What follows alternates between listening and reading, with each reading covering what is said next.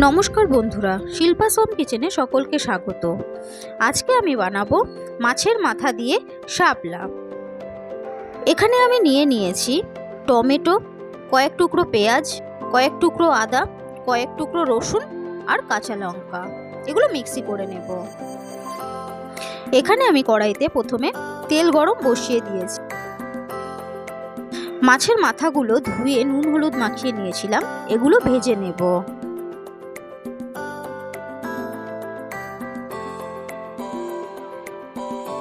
এখানে মাছের মাথাটা ভাজা হয়ে গেছে, তুলে একটি পাত্রে রেখে দিলাম।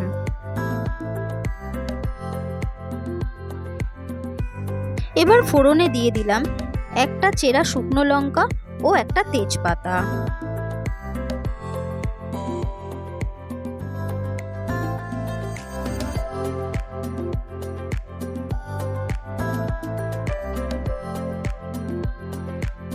দিয়ে দিলাম হাফ টিস্পুন গোটা জিরে।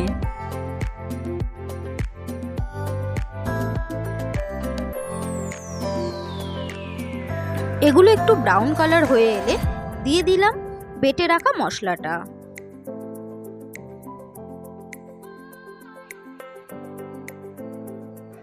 দিয়ে দিলাম 1 টিস্পুন জিরে গুঁড়ো,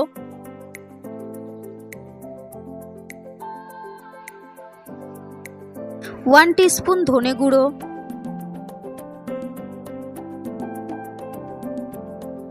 1 টিস্পুন কাশ্মীরি লঙ্কা গুঁড়ো। এগুলো ভালো করে নেড়ে চেড়ে মশলাটা ভালোভাবে কষিয়ে নেব।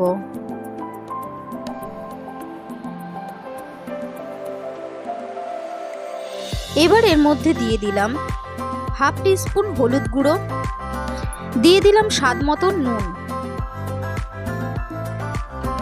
দিয়ে দিলাম সামান্য জল। ভালো করে আবারও কষাবো।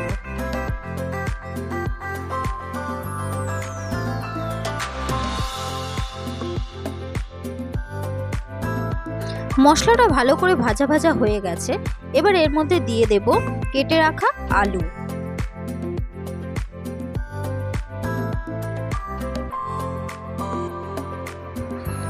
একটু ঢাকা দিয়ে দিলাম।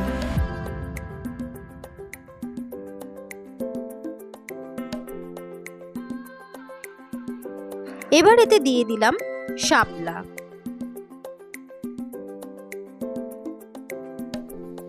ভালো করে নেড়ে চেড়ে মশলার সাথে মিশিয়ে নিলাম।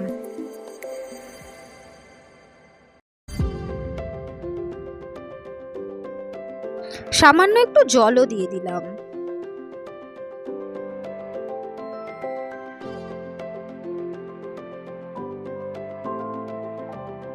এবার আবারও ঢাকা দিয়ে দেব।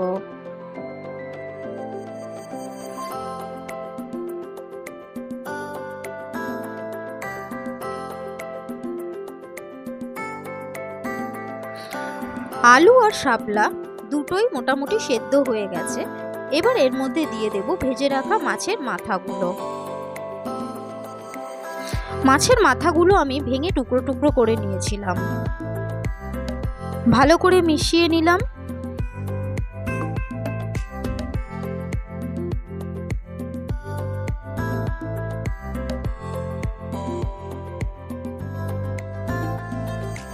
এবার দিয়ে দিলাম হাফ টিস্পুন গরম মশলা।